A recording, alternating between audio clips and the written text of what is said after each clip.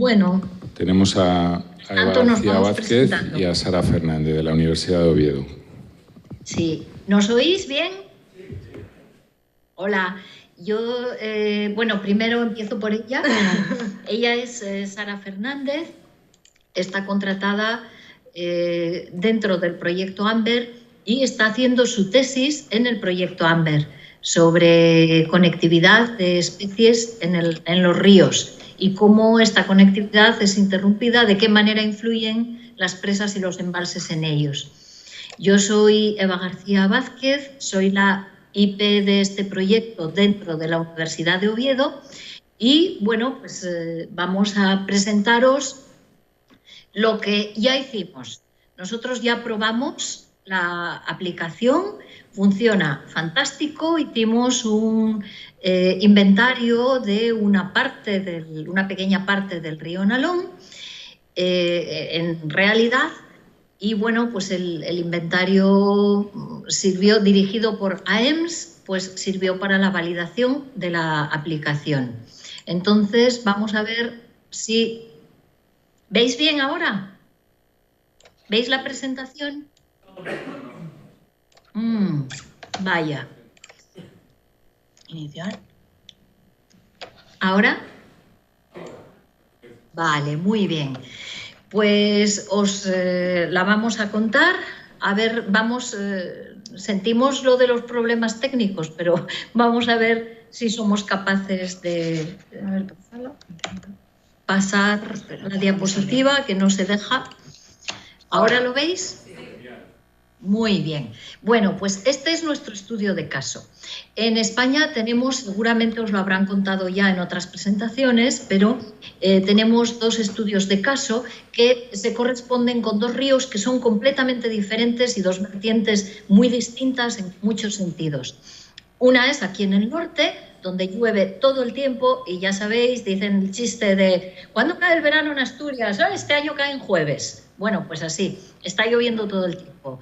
Y el otro es el río Guadalhorce, en Málaga, como sabéis, que es un río mediterráneo y que es una zona en la que los problemas de sequía pues, son acuciantes y el tipo de ecosistema es completamente diferente. Nosotros elegimos como estudio de caso el Alto Nalón porque es un espacio protegido, es una reserva de la biosfera y es el Parque Natural de Redes.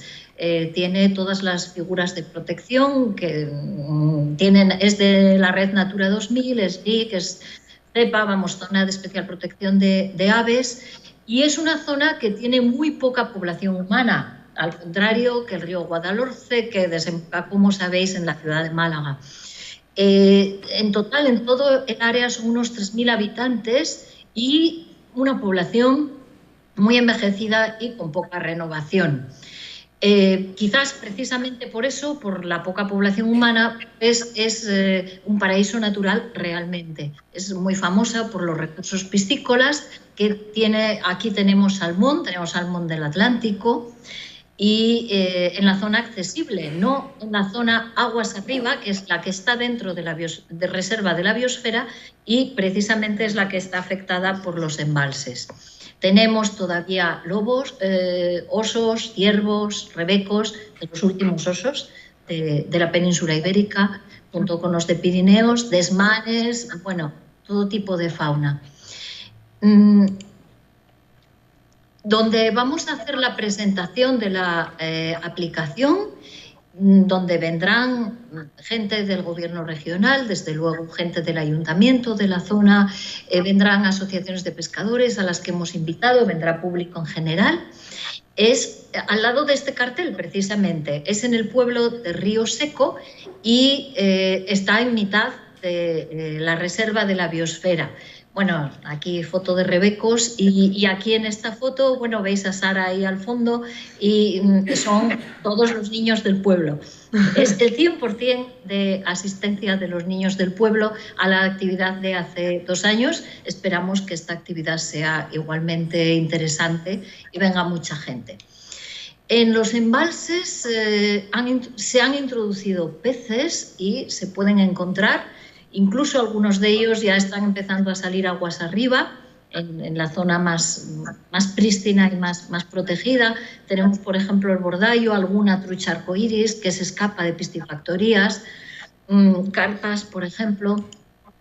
Y lo interesante es que, desgraciadamente, a pesar de que están en la zona baja del Nalón, no llegan hasta arriba especies que son tan carismáticas como la anguila, que, como sabéis, es especie vulnerable y está protegida en Europa, y el salmón del Atlántico, que es, bueno, pues nuestra especie especial en Asturias. Quizás hayáis visto ayer en los telediarios que salió el campano, en la primera captura en los ríos asturianos. Y en la subasta, bueno, alcanzó un precio considerable. Salió en el Sella. Dentro de la reserva de la biosfera hay 2 embalses que fueron construidos en los años 70 para obtención de energía y para regulación de caudal. Los embalses de Tanes y Río Seco. En total, en la cuenca completa del Narcea Nalón hay 7 presas y embalses reconocidos. Ellos hay 4 en el Nalón, 2 de ellos son estos, pero claro, es evidente que hay muchísimas más barreras. Nos propusimos inventariar estas barreras en un pequeño tramo de cerca de 20 kilómetros que sirvió para validar la app junto con los demás ríos que fueron inventariados por AEMS en España. Aquí nos veis, bueno, a Elena y a mí. Sara estaba sacando la foto. Estábamos recorriendo el río en busca de barreras. Cuando vemos una barrera, como aquí, pues hacemos la foto y bueno, marcamos la posición de la barrera en la aplicación. Encontramos muchos tipos de barreras, aparte, por supuesto, de las grandes, pero las más abundantes eran pequeños obstáculos artificiales que no están inventariados, pero que pueden suponer un salto de agua que puede llegar a ser insalvable para muchas especies. Porque, por ejemplo, estos que vemos aquí, que son pequeñitos, hay especies pequeñitas para los cuales pues, pueden llegar a ser barreras insuperables. Aunque eso que vimos, un salmón, por supuesto, lo salta perfectamente, y una trucha saludable lo salta sin el menor problema. Las especies como estos macroinvertebrados pequeñitos, por ejemplo, pues no pueden superarlas. Estos son prácticamente del tamaño de una uña, estos que vemos aquí. Tenemos, bueno, pues bastantes casos de este tipo de barreras. Pudimos inventariar la mayoría de ellas. Aquí a la izquierda, bueno, pues aparece una de las más grandes. Una de las más grandes, que está dentro de los terrenos de una térmica, y aquí tenemos pues una vista de varias barreras pequeñitas, como las que fotografiamos antes de cerca. Hay solo un problema que encontramos nosotras en la práctica, y el único problema fue que hay algunos sitios a los que no es posible acceder desde la orilla. Vamos paseando por la orilla del río, pero hay sitios que están o enmarañados con maleza, que hace que sea realmente imposible bajar sin romperte una pierna, y otros que simplemente son propiedad privada o tienen vallas, tienen verjas. Entonces esto obligaría a ir haciendo el inventario desde dentro del río o bien desde arriba con drones, pero estas en concreto pasan por el medio de poblaciones y el uso de drones, como sabéis, no está permitido. Entonces, en fin, es un problema que de momento nosotras no supimos resolver. Nos intentamos acercar desde todos los ángulos posibles, bajar hasta la orilla, pero bueno, aquí porque las chicas están en muy buena forma, pero vamos, llego a ser yo y es completamente imposible. No, habría tenido bastantes dificultades. Ese es el único problema en la práctica que le vimos nosotros. Por lo demás, funciona en la aplicación. Sí. ¿Les quieres contar tú cómo se ven los datos? Claro. Desde la aplicación podéis inventariar todo tipo de barreras, como ya os ha explicado Eva, y luego todo esto queda recogido dentro de la web del consorcio del proyecto AMBER, que supongo que ya os habrán explicado previamente. Aquí veis una captura de pantalla de cómo viene recogido todo, cómo cada punto tiene su barrera y acceso a estos datos. Además, si pincháis en estos círculos que representan cada punto de muestreo, de récord, de inventario de esas diferentes barreras, podéis ver la información, el tipo de barrera que es, la fecha en la que se recogió la información, la foto, la altura de la barrera, que la estimas, porque a pie de río, bueno, es fácil estimar si tiene menos de 1 metro, más de 1 metro, más de 5, etcétera. Entonces, es realmente muy útil y yo pienso que es una herramienta fantástica para... Sí, cualquiera puede utilizarla y en este caso nuestro, el Nalón, como veis, el tramo que nosotros recorrimos está lleno de puntos porque encontramos más de 60 barreras, pero bueno, se puede hacer zoom sobre todos estos puntos para que quede recogido, para poder acceder a toda la información. Y bueno, lo que oficialmente no está inventariado, cualquier ciudadano puede hacerlo desde el uso de esta aplicación. Así que nada, os animamos a que participéis como lo hicimos nosotros mismos en nuestros casos de estudios, descargando la aplicación y pudiendo así inventariar todas las barreras para que sí puedan ser verificadas y completar el Atlas Europeo de Barreras. Sí, este sábado a las 11 de la mañana vamos a hacer la presentación a pie de río, allí mismo, en Río Seco, dentro en el Centro Cultural. Si alguien está en Asturias y se quiere acercar por allí, pues sois más que bienvenidos. Vamos a hacer una demostración y vamos a pasar por la orilla del río, ¿no? Pues vamos a ver cómo funciona. Y bueno, esto era lo que os queríamos contar desde la Universidad de Oviedo. ¿Hay preguntas?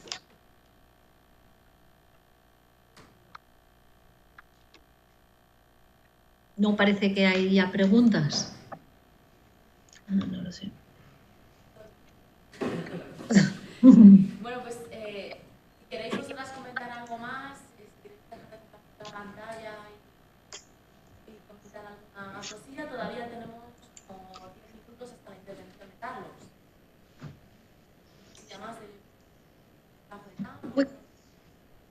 Pensábamos que a lo mejor la gente querría intervenir porque esto era bastante específico de las barreras, pero bueno, ¿os podemos contar la técnica que estamos desarrollando aquí de ADN? Sí. Porque además es parte de la tesis de Sara. Lo que estamos haciendo es desarrollar técnicas nuevas para inventariar todos los organismos vivos que hay en el río a partir de su ADN. Lo que hacemos es coger muestras de agua y a partir de la muestra de agua, donde hay pues escupitajos de las nutrias, restos de cacas de pájaro, pequeñas escamas que han perdido los peces, en fin, todo esto, aparte de las diatomeas propias de los ríos, de los carcasas de los macroinvertebrados, todo células que ellos van perdiendo. Entonces nosotros extraemos ADN del agua y a partir de ahí podemos decir todos los organismos que están presentes allí. Parece una cosa casi mágica, pero bueno, funciona. Hemos publicado un artículo en el que hemos podido detectar especies, distintas especies de truchas, incluyendo zonas donde había presencia de ADN de trucha arcoíris, que en Asturias pensamos que no tienen poblaciones estables, pero bueno, por lo menos parece que en fin, que se pasean por los ríos. Sí, que están presentes. Están presentes, sí. Espera, están llamando a la puerta. ¿Hay alguien que quiera añadir algo o tenéis alguna pregunta, cuestión, cualquier cosa que quieran compartir? ¿Sois capaces de determinar especies de macroinvertebrados? Sí. Con esta técnica del ADN ambiental somos capaces de diferenciar en la mayoría de los casos, bueno, en todos los casos, hasta nivel de familia, y sí que estamos llegando a diferenciar especies. Bueno, ahora habréis visto llegar a Eduardo. Hola, buenos días a todas y a todos. Él es Eduardo Dopico y lleva la parte de ciencias sociales, la parte que hacemos aquí en Asturias del proyecto AMBER. Sí, bueno, la parte social, nosotros hicimos un cuestionario, una encuesta para determinar la percepción que tenían las personas que viven cerca de los embalses respecto a la utilidad o inutilidad de los embalses, ¿no? Para testar de alguna manera sus impresiones y sus inquietudes al respecto. Estamos en esa fase de recogida de datos ahora mismo con el cuestionario y en breve podremos tener unos resultados más o menos concluyentes de en torno a unas 10.000 encuestas en los 5 casos de estudios, más los casos añadidos de los partners del consorcio de AMBER en Europa. Es decir, que tendremos una visión de múltiples países de Europa de lo que opinan los usuarios de los ríos sobre los embalses. Así es.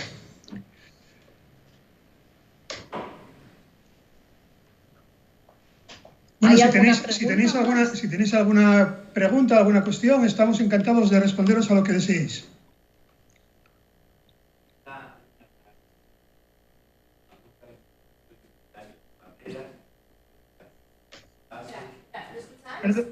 No.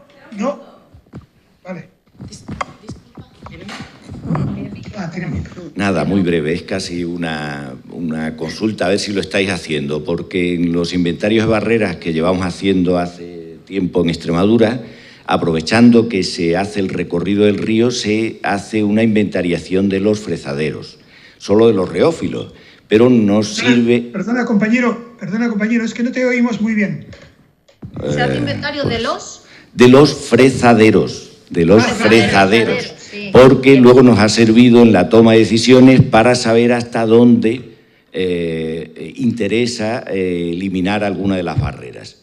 Y efectivamente ha servido y hemos dicho, pues esta sí, esta también, y a partir de aquí ya no, ojalá y que se eliminaran, pero tenemos otras prioridades, sí nos ha servido para esa decisión, donde cesar la eliminación de la barrera. Tiene muy poco coste mayor. Eso es, el estudio de los fresaderos es muy importante. Precisamente es una de las utilidades, no solo el estudio de los fresaderos se ven bien, o bueno, se pueden ver más o menos bien, pero a veces cuando el caudal de los ríos va muy alto o está turbio, es difícil identificar bien las zonas de fresa y es difícil, sobre todo, poder saber a qué especie pertenecen. Entonces, aquí es una de las aplicaciones que tendría este método de ADN ambiental, porque a partir de la muestra de agua sabemos si lo que hay ahí es salmón o si es trucha, por ejemplo. Es una de las múltiples aplicaciones ecológicas que pensamos que puede tener en los ríos. Y no sabía que se estaban mirando fresaderos en Extremadura. Es genial. Tampoco. Es genial. Está muy bien, sí. Hola, buenos días. Una pregunta por curiosidad. La metodología del ADN, ¿qué área, los ADNs que detectáis, a qué área representan? ¿Toda la cuenca? ¿20 kilómetros? ¿Arroyos laterales? ¿Tenéis alguna estimación de gradación de ADN? O sea, ¿al área de conocimiento te refieres? No, las especies, ¿a qué tramo fluvial, las especies que detectáis con el ADN, a qué tramo fluvial puede pertenecer? O sea, ¿hasta cuántos kilómetros os podéis remontar ese ADN que puede ser representativo? Porque es muy interesante, por ejemplo, sé que Carlos Marcos Primo no ha venido, pero tiene un proyecto de Desmania, del desmán en el sistema central. Podría ser súper interesante para aplicación en esos temas. O sea, si tú lo haces en un arroyito, detectas si hay presencia o no hay presencia, pero claro, hay que saber hasta dónde te puede remontar ese ADN, de dónde puede venir. No sé si tenéis alguna estimación de hasta dónde puede ser representativo esos ADNs. Gracias. Dices, el ADN que recogemos en un punto, ¿desde dónde puede venir? ¿Desde cuántos metros aguas arriba? Es la pregunta, por ejemplo. Sí, depende de un par de cosas. Depende sobre todo de la velocidad de la corriente, eso en primer lugar, pero cuanto más revuelto, más turbulento vaya el río y más rápido vaya, más posibilidades hay de que se destruya el ADN, porque va a estar siendo machacado, ¿no? En principio refleja el ADN de unos 200 metros más arriba, 500 metros más arriba, no muchísimo más. Además, nosotros ya ya tenemos bastantes análisis, aunque aún no están publicados del todo, de los estudios de caso, y vemos que realmente es diferente en la zona entre embalses, en la zona aguas abajo y en la zona aguas arriba de los embalses. Es decir, que para el propósito de mirar la conectividad creo que es una herramienta que puede ser bastante útil. Es verdad que te puedes estar recogiendo todo el ADN que esté soltado por animales que están a lo mejor 100 metros por delante, ¿eh? No tiene una precisión muy grande desde el punto de vista espacial. Hablamos siempre esta zona, este tramo del río, pero vamos, de 1 kilómetro no. Hablamos más bien de depende de la corriente. Depende un poco de la corriente, depende de las circunstancias particulares del sistema hidrológico. Pero bueno, que se podría poner a punto para allí donde fuese a ser utilizado, que simplemente implementarlo. Por ejemplo, se puede extraer de los sedimentos, y de los sedimentos no hay duda, es de los sedimentos, de los peces que han estado ahí, los macroinvertebrados que han estado allí. Y en el caso del desmán, por ejemplo, pues especialmente interesante. Nosotros lo hemos puesto a punto en agua por un motivo principal, que es un motivo práctico, y es que como estábamos empezando con la técnica, el procedimiento es más fácil para extraer a partir del agua, pero hemos extraído también a partir de sedimentos, y ahí pues recoges lo que hay en ese sitio concreto. Ahí sí que tiene una precisión espacial muy grande.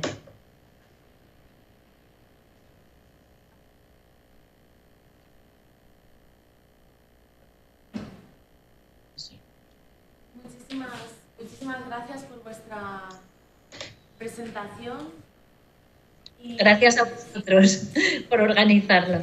Parece que ha funcionado toda la conexión y todo bien. Vale, enhorabuena. Vamos con la siguiente, vamos a hablar con Carlos. Muchas gracias. Muchas gracias. Hasta luego.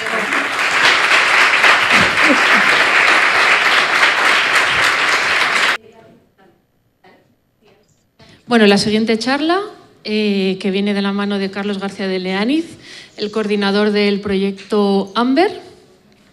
Él es profesor investigador de la Universidad de Swansea, en Gales. Y adelante, Carlos, todo tuyo. ¿Rosa?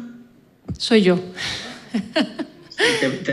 Te oigo un poco mal, no sé si me oís bien. Te oímos perfecto. Bueno, el proyecto AMBER es un proyecto europeo.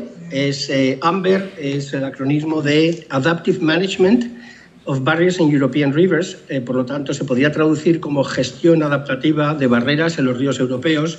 Es un proyecto que se enmarca dentro del programa Horizon 2020, que tiene un presupuesto de 6,2 millones de euros y que incluye a 20 participantes, 20 partners de 11 países diferentes.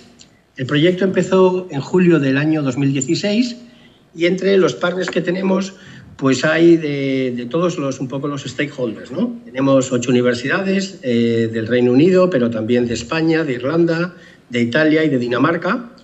Hay 4 partners industriales que son muy importantes. Uno de ellos es una de las grandes compañías hidroeléctricas de Europa, SDF. También hay pequeñas hidroeléctricas como IBK y como Inogi en Alemania y como Shipcraft en Suecia. Y hay también 4 organizaciones no gubernamentales, incluyendo The World Fish Migration Foundation en Holanda, WWF en Suiza, CNSS en Francia y, por supuesto, AM Ríos con Vida en España. Y, por último, también contamos con la participación de 4 organizaciones gubernamentales que incluyen investigadores de Irlanda, de Polonia y también del Centro de Investigación de la Unión Europea, de la Comisión Europea en Italia. Espera un segundo, esto no sé por qué no funciona. Bueno, entonces, ¿por qué hace falta este proyecto? ¿Qué es lo que realmente intentamos tratar o atajar o mejorar con este proyecto?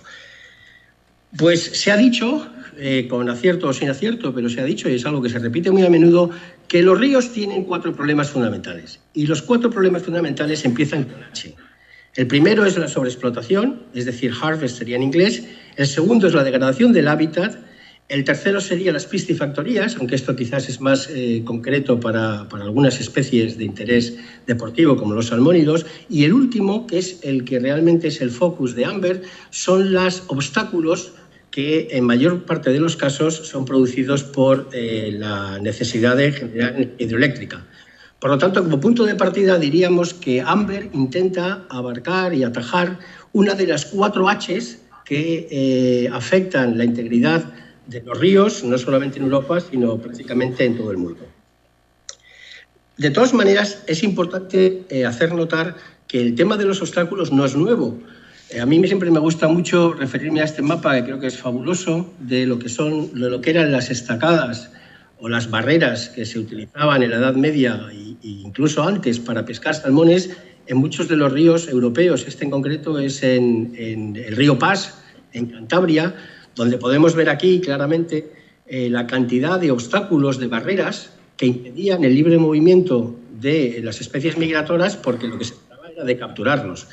Estas barreras ya dieron lugar en la Edad Media a numerosos pleitos entre los dueños de los derechos de pesca aguas arriba y los dueños de derechos de pesca aguas abajo, que veían cómo un poco las capturas de las especies migradoras estaban enormemente mermadas porque eran capturadas abajo. Por lo tanto, el tema de las barreras no es nuevo. Desde que el hombre ha empezado a aprovechar los recursos hídricos, se ha visto la necesidad de crear barreras, y eso se lleva haciendo cientos, si no miles de años. Lo que es nuevo es la altura y la construcción de las barreras. Y os voy a enseñar unos mapas que son, creo, muy reveladores de cómo ha cambiado el grado de fragmentación fluvial en Europa en los últimos 200 años.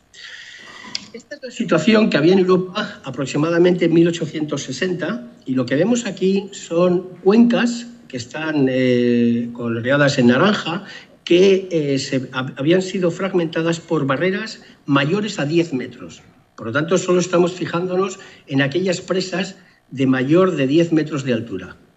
Y como podemos ver, la inmensa mayoría de Europa está verde, está libre de barreras, con algunos casos notables donde ya empezaba a haber fragmentación, como puede ser el norte de España, como puede ser la zona más industrial del Reino Unido, de Inglaterra, y como puede ser otras zonas en el centro de Europa. Pero realmente las barreras, los obstáculos mayores de 10 metros, pues no existían hasta el siglo XIX. En 1910 vemos cómo empieza a fragmentarse Europa, y insisto, esto es una medida muy grosera, una medida muy tosca del grado de fragmentación, y vemos cómo realmente es en los años 60 lo que se ha venido a llamar la época dorada de las presas en Europa y en el mundo, y es cuando existe el boom de presas, no en España solamente, que eso lo conocemos bien los que somos de allí, pero también, como veis, en muchas otras partes de Europa. Y la situación, pues evidentemente, sigue fragmentándose, de tal manera que en el año 2010 es posible decir que solo existen 3 ríos en toda Europa, y los 3 están en la parte más boreal, en Rusia, que puedan llegar sin ninguna fragmentación desde la cabecera hasta el mar. Es decir, solamente hay en estos momentos 3 grandes ríos que que el agua fluya sin obstrucciones, sin fragmentación, desde la cabecera al mar. Las mejores estimas de fragmentación europeas son muy recientes, esta es una del año pasado, y lo que llama la atención, aunque está basado en datos todavía muy preliminares, es que a pesar del Water Framework Directive y de todas las legislaciones que ha habido sobre mejora de hábitat, pues el hecho es que Europa sigue estando enormemente fragmentada, y en la mayor parte de los casos es inaccesible a las especies migradoras en la mayor parte de estos tramos. Este mapa que veis aquí representa en colores los kilómetros de río que tienen, que están libres de presas. Entonces, en verde sería de 0,5 a 1 kilómetro, y como veis la inmensa mayoría del centro de Europa y de gran parte de la península ibérica, incluso de Escandinavia, está en rojo, es decir, tienen menos de 0,05 kilómetros de río sin que haya una presa de alguna manera fragmentando ese hábitat. Por lo tanto, la primera, quizás abordando en este tema, la primera justificación de Amber creo que es muy fácil, y es que los ríos sanos son ríos que fluyen. Es decir, una característica fundamental de un río es que son aguas que fluyen, no son aguas estancadas. Entonces, no es una condición suficiente, pero sí que es una condición necesaria para tener ríos sanos, que sean ríos que tienen que fluir. Y esto tampoco es nuevo, esto es algo que sabemos desde hace mucho tiempo y que ha sido quizás capturado de una manera más clara en el concepto del continuo fluvial, que nos hace ver que la variación entre la cabecera de un río y la desembocadura de un río atiende a patrones muy bien definidos y que nos permiten, sabiendo la anchura del río y sabiendo el que encontramos en la cabecera, hacer unas predicciones sobre qué tipos de comunidades y qué tipos de ecosistemas nos vamos a encontrar. Por lo tanto, insisto, la primera razón es que los ríos sanos son ríos fluyentes. La segunda razón tiene que ver con lo que conocemos sobre las reacciones de los organismos a la adversidad. Y la mayor parte de los organismos, su única reacción a la adversidad es el movimiento. Por lo tanto, cuando evitamos o no permitimos que los organismos puedan moverse libremente, lo que estamos haciendo de alguna manera es disminuir su fitness. Y esto es un concepto que ha sido reiterado por la Plataforma Europea en la Estrategia de Investigación en Biodiversidad, que nos dice que el evaluar los efectos de la comunidad en los ecosistemas fluviales es una de las mayores prioridades que tenemos, basado precisamente en este concepto, y es que el movimiento debe entenderse como una reacción de los organismos a la adversidad y, por lo tanto, todo lo que sea evitar ese libre movimiento normalmente va a repercutir en una menor fitness y en una menor productividad de los ecosistemas fluviales. La tercera razón por la cual Amber es importante tiene que ver con lo que ahora se ha denominado, se empieza a llamar capital natural, o que se empieza a denominar ecosystem services. Y el capital natural de un río pasa por tener ríos bien conectados, como podemos ver, como se sabe, por ejemplo, en los grandes ríos europeos, como puede ser el Rin.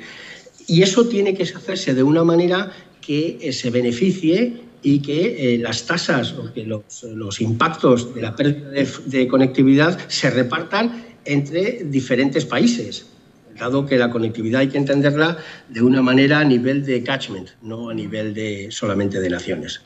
Por lo tanto, el tema de conectividad tenemos que entenderlo a nivel de watershed, a nivel de catchment. Y por último, otra de las razones por las cuales nos impulsaron a desarrollar Amber es que existen tres directivas o tres grupos de legislación en este momento en Europa que tienen que ver con el agua y que los tres están tirando en direcciones, en muchos casos, opuestas. Por una parte tenemos la Directiva Habitat, que hace hincapié, evidentemente, en lo que es la protección de los ecosistemas y de la biodiversidad, pero por otra parte tenemos la directiva, la Flood Directive, que está interesada en prevenir y predecir y, de alguna manera, mitigar los efectos de las inundaciones. Y también tenemos el marco legal que nos impone el Water Framework Directive, que también, de alguna manera, afecta tanto a la Directiva Habitat como a la Directiva de las Inundaciones. Y Amber, de alguna manera, intenta encontrar esos puntos en común de estas tres directivas y tratar de buscar soluciones que puedan ser de interés desde el punto de vista de estos tres grandes marcos legislativos europeos con referencia al uso del agua. Por lo tanto, los objetivos de Amber son desarrollar métodos más eficientes de restaurar la conectividad fluvial y para ello entendemos que necesitamos adaptar una estrategia adaptativa, una que tiene que hacer hincapié en lo que es maximizar los beneficios y minimizar los impactos. Y esto entendemos que la mejor manera de hacerlo es utilizando una estrategia, como decimos, adaptativa. En concreto, los outputs prácticos que Amber va a traer y que estamos trabajando en ello es que va a proporcionar el primer atlas global de las barreras en Europa.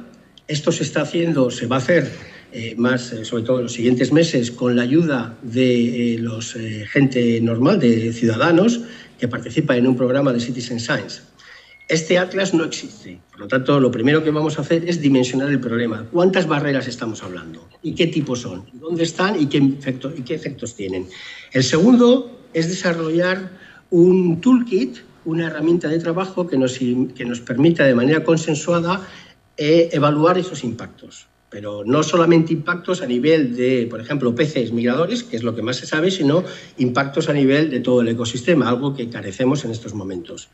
El tercer objetivo que desarrolla el tercer Work Package 3, es el comenzar a evaluar los impactos que las barreras traen desde el punto de vista socioeconómico y los beneficios que mitigar estos impactos conllevarían, bien sea mediante el derribo, bien sea mediante la adecuación de pasos, bien sea mediante otras medidas.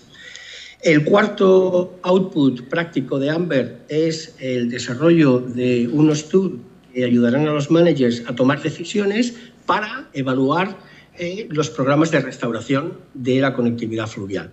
Y por último, en el Work Package 4, que es donde tenemos unos ejemplos, casos prácticos donde se están aplicando estas herramientas y donde vamos a intentar desarrollar unas guidelines y un código de buenas prácticas en estos casos de restauración fluvial desde el punto de vista de conectividad longitudinal. Y esto se hace mediante una estrategia de diseminación que es la que desarrolla el último Work Package. Poniéndolo de una manera sucinta, lo que intentamos es pasar de la información al conocimiento, del conocimiento a la innovación y de la innovación a la aplicación. Una de las grandes críticas que siempre se nos hace a los investigadores es que nos quedamos quizás en el 1 o en el 2, o quizás a veces, cuando trabajamos con ingenieros, en el 3, pero que muy pocas veces le dedicamos suficiente tiempo a la aplicación de estos conocimientos. Y es algo que nosotros en Amber intentamos tener muy presente y por eso contamos con la presencia de un contingente importante de la industria. Por lo tanto, el Work Package 1 es el atlas de las barreras existentes en Europa, sería lo que nos proporciona la información. El Work Package 2 son las herramientas de evaluación que nos van a permitir obtener este conocimiento. El Work Package 3 son las herramientas de decisión que van a permitir introducir elementos innovadores en la gestión y, por último, la aplicación es la que intentamos poner en práctica mediante una serie de casos prácticos, como os voy a enseñar en unos momentos. Esto está articulado por un programa que lleva la Fundación de Diseminación y también está articulado por unas necesidades de gestión del proyecto y de ética que también nos vienen marcadas de Europa. Los casos de estudio, aunque algunos están agrupados, son numerosos, abarcan toda Europa, abarcan tanto ríos mediterráneos como tenemos en España, en el Guadalhorce, que es uno de nuestros casos, de nuestros ríos piloto, también el río Nalón, que es una dinámica completamente diferente, pero que está en España. Tenemos en las Islas Británicas un caso, el River Munster en Irlanda, una serie de ríos con pequeñas presas, mucho más pequeñas que la media en Inglaterra, y unos grandes sistemas hidráulicos o hidroeléctricos en el sistema Garry en Escocia. En Francia tenemos como uno de los casos prácticos la presa de Putés, o en concreto el río Allier en Francia. En Alemania tenemos un caso también muy concreto que se está utilizando para desarrollar alguna de estas herramientas. En Polonia tenemos el río Vístula, que es uno de los grandes ríos de Europa, y en Dinamarca tenemos ríos con una dinámica muy similar a la de Inglaterra, ríos con pequeñas presas, pero con unos regímenes pluviales muy diferentes. Por lo tanto, estos son los casos que durante los siguientes años vamos a utilizar para tanto desarrollar las técnicas que vamos a querer aplicar en el resto de Europa, como testarlas con casos reales. ¿Cuáles son realmente los challenges? ¿Cuáles son los retos que tenemos en estos momentos? Bueno, pues el más importante quizás es el más obvio y es el más difícil. Y es que el número de barreras en Europa no lo conocemos, pero no lo conocemos no en España o en Inglaterra, sino en ninguna parte de Europa. Y no lo conocemos por razones muy peregrinas. En concreto porque nadie se pone de acuerdo en qué es una barrera. O sea, la definición de barrera pues varía de país en país. Unos consideran que estas tuberías, estos culverts son barreras. Yo creo que todo el mundo considera que es una barrera, pero muy pocos lo incluyen.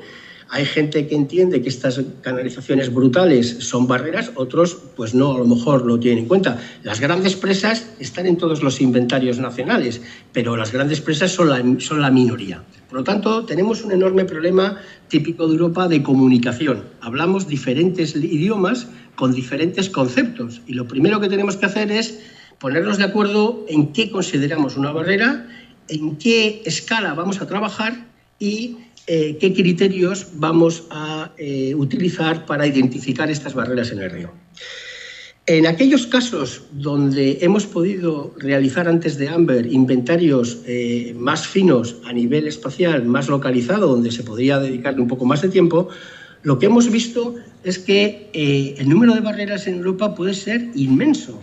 Si extrapolamos los resultados que tenemos en regiones pequeñas, pues si lo extrapolásemos a la network fluvial de Europa, quizás estaríamos hablando de un mínimo de 600.000 barreras, y eso es sin cortar culverts. Y probablemente podríamos llegar hasta el 2 millones de barreras. Y eso es solamente las conocidas, las que están probablemente mejor conocidas. Por lo tanto, uno de los problemas que tenemos es que no sabemos cómo de grande es el problema. Y eso es lo primero que Amber está intentando hacer.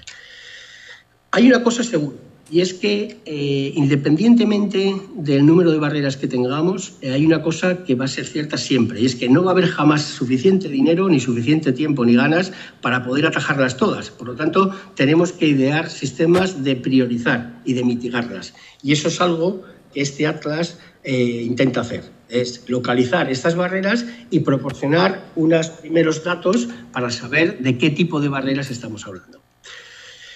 El panorama que se presenta desde el punto de vista de gestión del agua en Europa no es muy halagüeño. Aquí os pongo, como podéis ver, es un mapa que ha sido coloreado de acuerdo a los criterios, a las simulaciones que ha hecho la Agencia Europea Medioambiental, donde predicen en los siguientes 50 años cómo van a cambiar los caudales en Europa, con respecto a los caudales que llevan actualmente. En rojo están los ríos que se espera que vayan a disminuir su caudal hasta un 40% menos de lo que llevan ahora, el rojo sería un 30%, y en azul han coloreado ríos donde el caudal se espera que vaya a subir hasta nuevamente también un 40%.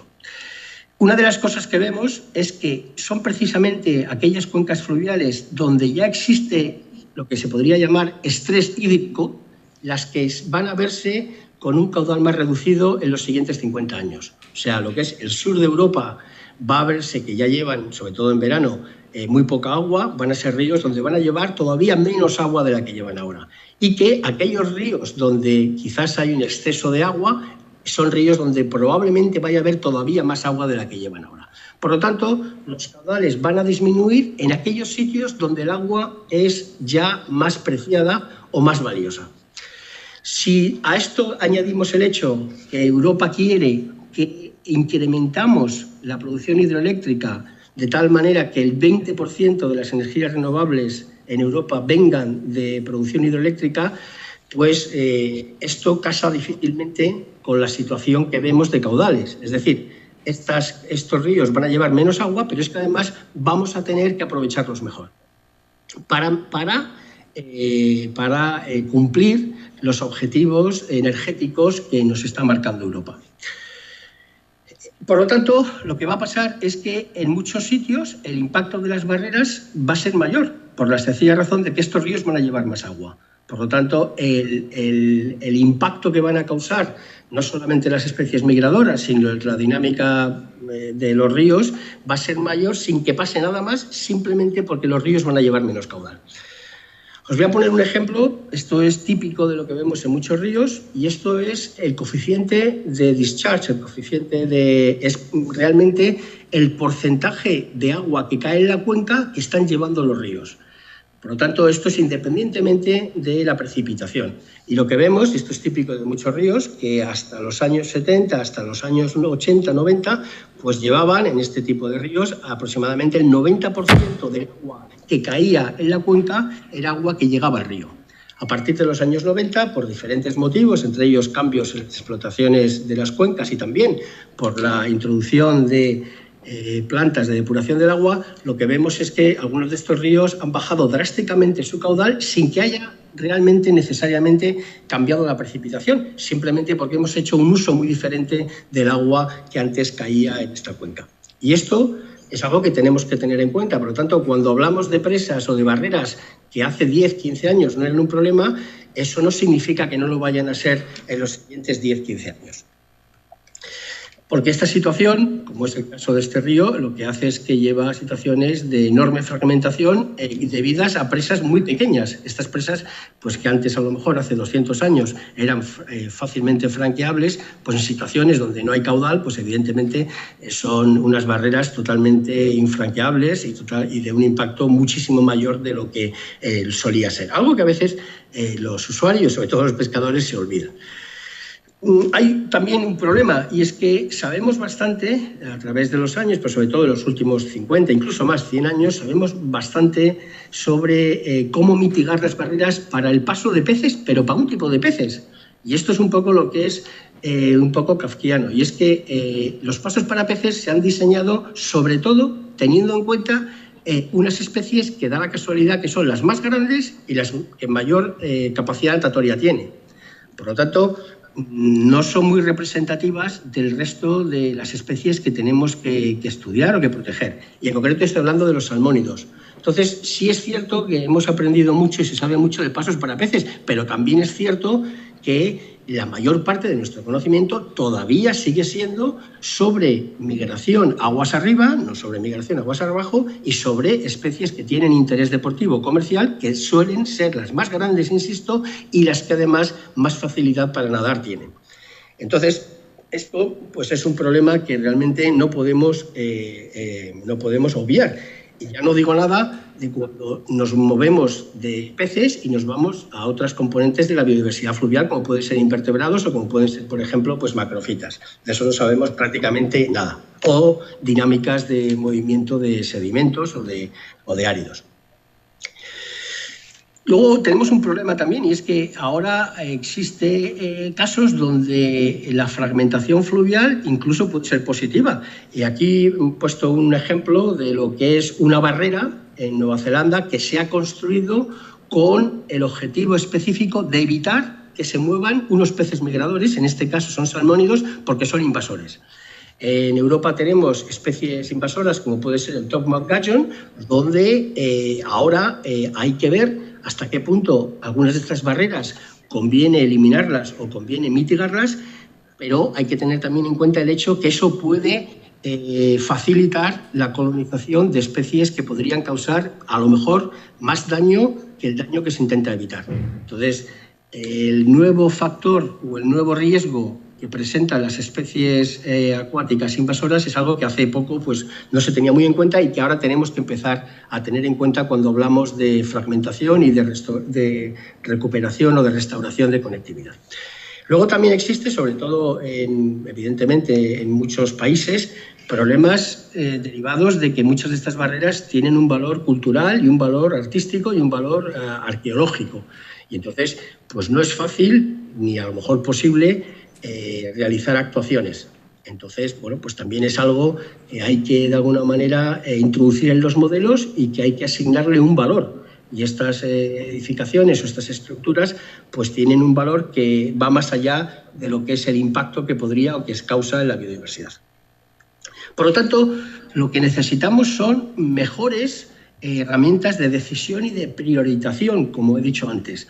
Tradicionalmente, el impacto de las barreras se ha venido calculando basado en tres factores, ¿no? Uno, el número de barreras. Insisto, este dato no es conocido, en la mayor parte de los casos bien. La localización de las barreras está unido al primero, porque si no sabemos dónde están todas las barreras, difícilmente sabemos dónde están localizadas. Y luego un concepto enormemente vago, que no es realmente útil, que llamamos pasabilidad, que es la probabilidad de que una especie pueda pasar la permeabilidad de esa barrera. Pero el problema es que hay 35.000 especies de peces diferentes y hay literalmente cientos de miles de organismos que tendríamos que tener en cuenta. Entonces, tradicionalmente lo que se ha hecho es coger las especies que se llamaban especies umbrella, pero da la casualidad que la pasabilidad o la permeabilidad normalmente se ha calculado teniendo en cuenta, como he dicho antes, aquellas especies que mejor nadan, por lo tanto no son muy representativas. Ante esto, quizás necesitamos un cambio que nos haga ver no los impactos de las barreras, y con una gran question mark en este concepto, sino cuáles son los costes, cuál es la estrategia de mitigación. Y la estrategia de mitigación va a estar determinada por el coste, por la oportunidad, que no podemos obviar qué importante es este factor, porque hay tantas donde elegir que tenemos que tener muy presente que a veces es la oportunidad la que va a marcar estas actuaciones, pero sobre todo, insisto, esto es algo que sabemos poquísimo sobre los beneficios. Entonces, el coste lo podemos calcular bien, la oportunidad es la que es, pero los beneficios tenemos muy poca información que podemos asignarle un valor económico sobre qué beneficios conllevaría el mitigar o el realizar actuaciones en estas barreras. Entonces, quizás este concepto de permeabilidad o pasabilidad y de beneficio es dos aspectos que Amber está intentando incidir. Las oportunidades, los challenges, los retos los hemos visto. Las oportunidades también es cierto que son relativamente nuevas y tenemos hoy herramientas que hace muy poco tiempo no existían.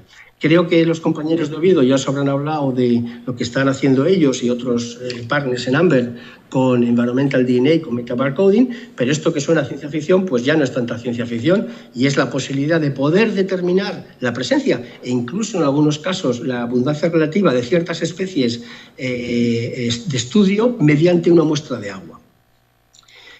Esto nos está permitiendo, como ha hecho Eva García Vázquez y su equipo, y Laura y los compañeros de Oviedo, el empezar a ver de una manera que antes no era posible cuál es la discontinuidad, cuál es la fragmentación de diferentes presas, midiendo simplemente, detectando la presencia de ciertas especies aguas arriba y aguas abajo de estas barreras, ¿no? Por lo tanto, esta es una técnica que antes no realmente existía, que se está abaratando enormemente los costes y que nos va a permitir o nos está permitiendo desarrollar metrics, medidas de fragmentación muy diferentes de las que hasta ahora hemos tenido en cuenta. Por último, hay también, como muchos de vosotros conocéis, un cambio muy importante en la manera en la cual se están muestrando los ríos mediante el uso de no solo ya de drones, sino también de vehículos, como han comentado los compañeros de Daram, pueden realizar en un tiempo récord lo que antes se podía tardar semanas, incluso meses, y podemos obtener medidas de los cambios de hábitat causados por las barreras mediante el uso de estos aparatos de una manera mucho más eficiente y muchísimo más económica que antes era posible. Si a esto lo unimos que podemos utilizar cámaras y detectar desde el aire cambios que a nivel de río serían imposibles, pues evidentemente esto cambia totalmente la manera en la cual podemos evaluar estos impactos. También estamos trabajando en el uso de modelos que hacen uso de presencia-ausencia, que son, como sabéis, la mayor parte de los datos que tenemos sobre distribución de fauna en ríos no son cuantitativos, son cualitativos, y son datos muy groseros, muy heterogéneos, cogidos de diferente manera, pero es lo que es. La mayor parte de los inventarios de especies en fluviales no son comparables cuantitativamente y solamente pueden ser utilizados como presencia. Y hay desarrollos nuevos en lo que se llama Predictive Modeling que nos están permitiendo cuantificar, hacer uso de estas bases de datos mejor para cuantificar el efecto de las barreras y permitir a los gestores realizar o tomar mejores decisiones. Por último, como comentábamos antes, de la misma manera que no vamos a tener nunca suficientes recursos monetarios para poder muestrear estos ríos, tampoco hay suficiente ni tiempo, ni va a haber nunca suficiente personal. Por lo cual es imperativo, es esencial que contemos con la colaboración ciudadana para empezar a complementar este atlas de barreras en Europa. Ello lo estamos haciendo con el desarrollo de un app para el teléfono, para Android y también para iPhone, y también estamos mirando la posibilidad de utilizar imágenes capturadas por Google Earth que permitan a los voluntarios y a la gente que quiera colaborar con el proyecto el cubrir zonas de Europa, particularmente aquellas donde tenemos menos información, y ayudarnos a complementar la base de datos que estamos recopilando. Este es el app que está a punto de lanzarse, que probablemente Rosa os habrá explicado, donde se ha traducido ya en muchos idiomas y donde queremos que sea la herramienta de referencia para identificar barreras artificiales en toda Europa, utilizando una metodología común que pueda ser luego utilizada para complementar el Atlas de Barreras europeo. Por último, necesitamos saber cuáles son las actitudes de la gente con respecto a las barreras, en concreto a los embalses. Y una de las cosas que los compañeros en Polonia y también en Oviedo están trabajando es intentar determinar qué determina que un embalse, es decir, una barrera grande, pueda ser aceptada o no por el colectivo social. Es decir, tiene que ver con la edad de la gente, tiene que ver con la edad del embalse, tiene que ver con el tipo de educación, tiene que ver con la distancia a la cual uno vive de ese embalse. Se ha dicho que en conservación normalmente nuestra referencia es la que vivimos en nuestra niñez. Entonces, es cierto que muchos de estos embalses, que son de los años 50-60, pues para una gran parte de la población es todo lo que han visto, todo lo que conocen. Y nos interesa mucho saber hasta qué punto ese embalse, que puede estar causando, lleva tiempo causando impactos medioambientales, ha sido aceptado socialmente. Porque, en definitiva, el que se pueda hacer algo o no va a depender también de lo que la sociedad en este caso perciba como un impacto. Y ese impacto entendemos que puede tener mucho que ver con la edad del embalse, porque puede influir en el grado de que haya sido aceptado por la sociedad o no. Hemos aprendido, sobre todo en Estados Unidos, pero Europa rápidamente no se está quedando atrás, mucho sobre lo que se ha venido a denominar la ciencia del derribo de presas. Pero nosotros entendemos que el derribo de presas es una solución extrema y que es una solución enormemente útil, pero que no va a ser la solución, probablemente, no seguro, la solución con la cual vamos a tener que estar tratando en el día a día. Es importante tener en cuenta que las cosas no son blancas o negras, sino que en el tema de barreras hay muchos grises. Y os voy a poner un ejemplo que creo que es enormemente revelador. Esta es la presa de Putés, en el río Allier, en Francia. Es una empresa operada por EDF y tenía una altura de 17 metros. Y, no sé cómo se dice, reflotaba un embalse de 3 kilómetros aguas arriba. O sea, anegaba un embalse de 3 kilómetros aguas arriba y, sobre todo, muy importante, impedía que el salmón atlántico y otras especies migradoras, pero sobre todo el salmón atlántico, pudiese acceder a las cabeceras del río Allier, que son el hábitat más importante de esta cuenca. Bueno, la concesión de esta presa tocaba su fin el año pasado y después de una larga negociación entre los medioambientalistas, investigadores, gestores y la propia empresa y el gobierno, se ha llegado a una solución intermedia. Y la solución intermedia creo que es enormemente reveladora y consiste en lo siguiente. Consiste en rebajar la presa de 17 metros a 4 metros. Eso va a reducir el embalse de 3 kilómetros a 300 metros y, quizás es lo más importante, va a ser dotada de nuevos y más modernos diseños de escala para peces y de una nueva turbina que es mucho más eficiente, que va a permitir a la empresa seguir generando el 90% de la energía hidroeléctrica que generaba antes, pero con un impacto medioambiental muchísimo menor.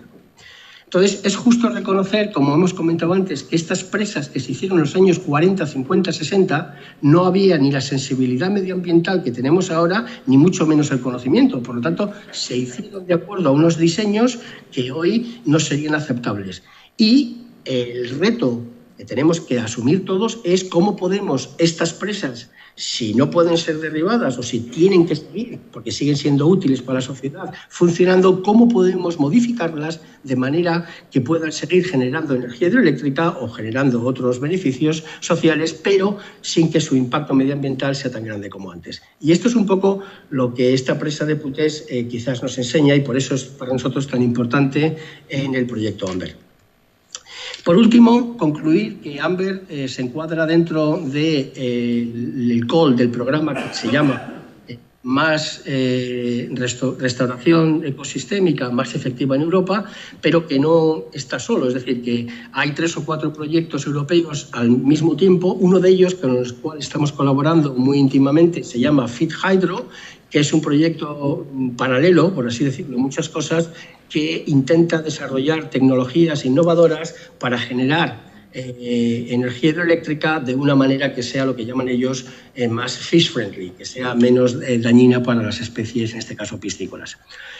Al final de Amber, que es en el 2020, estamos desarrollando con ellos, va a haber en el último día de las jornadas del World Fish Migration Day, que va a ser en Lisboa, va a haber una sesión donde intentamos capturar las conclusiones de estos 2 proyectos de una manera que sea lo más útil posible para todos. Y sin más, si hay alguna cuestión, encantado de responder.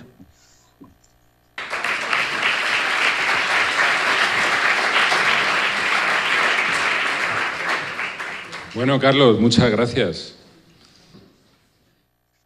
Carlos, lo que me ha sorprendido es bajar la presa de 17 metros a 4 y solamente perder 10% de la producción hidroeléctrica. Eso tiene truco. Claro que tiene truco. Y el truco se llama 40 millones de euros. La energía ni se crea ni se destruye. Si tiene el mismo caudal y hay una caída mucho menor, la eficacia no ha aumentado tanto.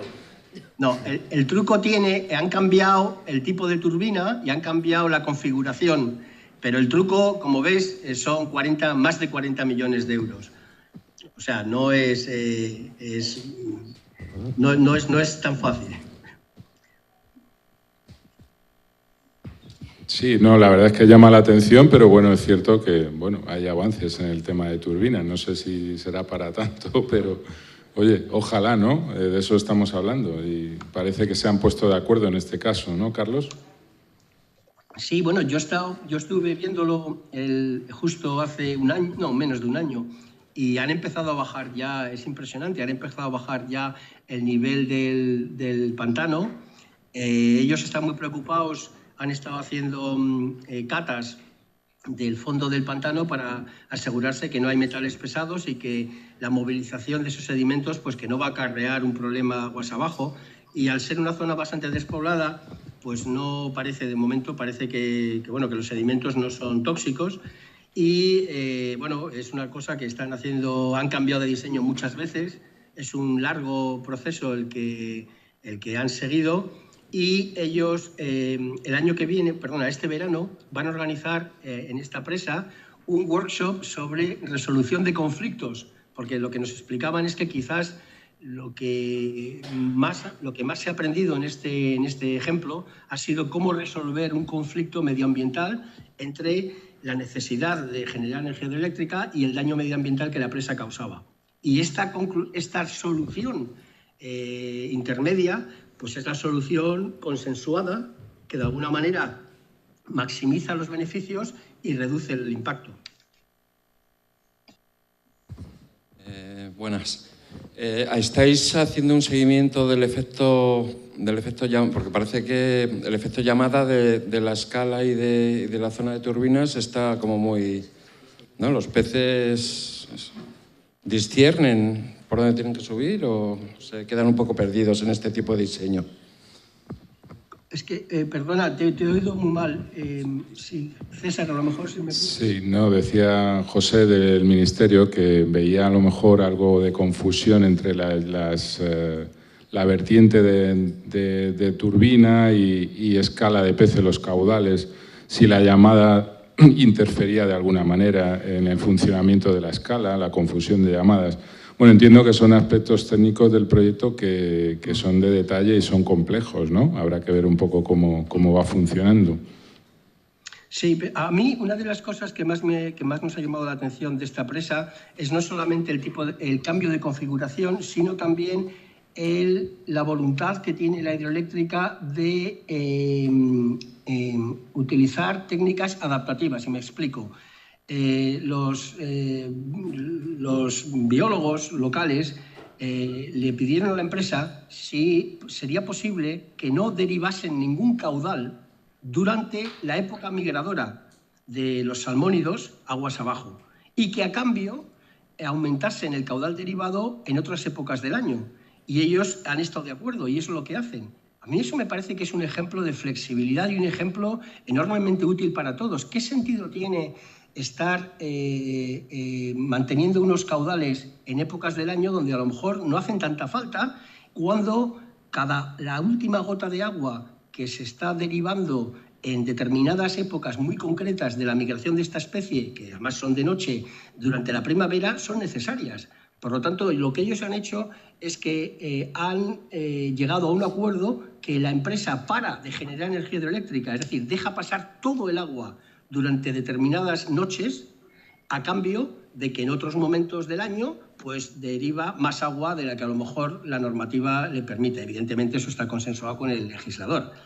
A mí eso me parece un ejemplo muy bueno de lo que es gestión adaptativa, porque al final las reglas son cosas que vienen, pero hay que adaptarse a lo que se trata de hacer. Y lo que se trata de hacer en este caso es que la mortalidad de estos salmones sea la menor posible y que eso se haga de una manera que la empresa pueda seguir subsistiendo. Entonces, es decir, que por eso este ejemplo es tan bueno, es que se están adaptando maneras de gestionar y de generar energía hidroeléctrica de una manera adaptativa y no de una manera tan rígida como se venía haciendo hasta ahora. Muy bien, Carlos, la verdad es que es muy interesante y creo que es un asunto crítico, no solo las cuestiones técnicas sobre las infraestructuras, y sobre cómo se usa el agua, sino, por supuesto, cuándo y de qué manera, ¿no? Y esa es la adaptación también que tienen que hacer las industrias y los usos, ¿no? Creo que ese debate lo dejamos para luego. No, quería preguntar, ¿el coste quién lo ha soportado? El coste lo está sosteniendo fundamentalmente la empresa. O sea, particular. Pero es que tú fíjate que la alternativa era que les cerraban el chiringo, ¿eh? O sea, esta empresa, la concesión esta concesión ha caducado. Entonces, cuando la empresa pide la renovación de la concesión, pues evidentemente los ecologistas llevaban mucho tiempo esperando a que esto sucediese y han dicho que narices. Y después de muchas negociaciones, pues ha llegado a un poco a ese acuerdo. Mi entendimiento es que la mayor parte del costo, no te podría decir exactamente qué porcentaje, pero mi entender es que la mayor parte del costo lo va a sufragar la empresa EDF. Vale, muchas gracias.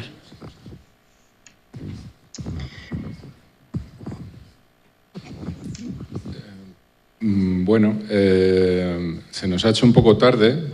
Queríamos hacer una conexión online, no sé si estamos preparados, ¿sí? Carlos. Dime. Perdona, que te tenemos que dejar o que nos tienes que dejar también.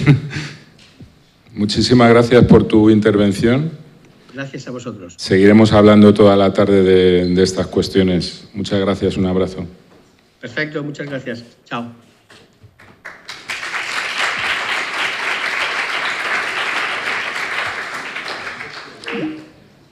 Rosa. Y ahora ya por finiquitar, 2 minutos antes de irnos a cenar, a cenar digo yo, a comer, tenemos una última conexión con Pau Fernández Garrido, que fue también estudiante de esta Escuela de Forestales. Ella nos va a pegar un toque muy rápidamente desde Bolivia. Bueno, creo que de hecho ha tenido problemas con la conexión y está pillada en Miami, pero bueno, una cosa muy breve para contarnos cómo van a celebrar ellos o ella el Día Mundial de la Migración de los Peces desde allí, desde desde Sudamérica. En este caso ella estará en las oficinas de La Paz y todo funcionaba perfectamente. La teníamos aquí conectada, pero ahora en el último momento... Dale. Ahora en el último momento, como son estas cosas del directo...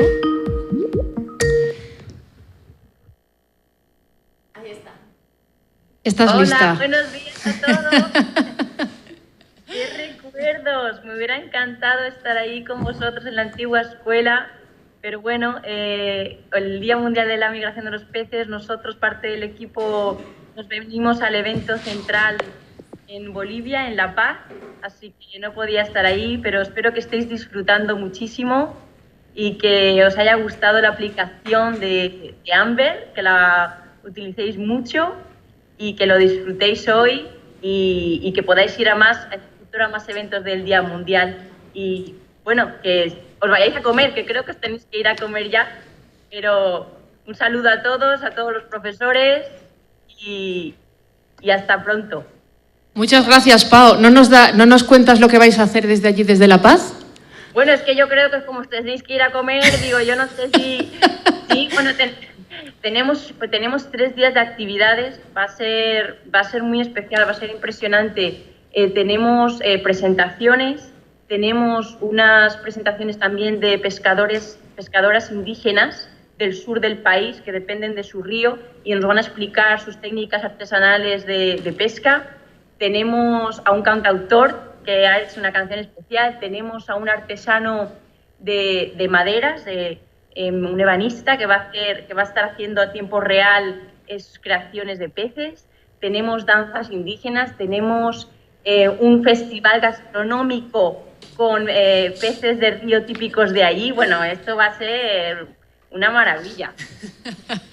No vamos ni a dormir, van a ser 3 días a tope. ¿Qué hora tenéis allí ahora mismo? Aquí son, espera que aún tengo la hora de España, no me la cambié, a las 8:20 de la mañana. Ah, bueno, prontito. Me acabo de levantar, estoy preparándome para empezar. Bueno, pues nada, que lo disfrutéis un montón, que nos mandes fotos y que a la vuelta lo celebramos otra vez. Fenómeno, Rosa.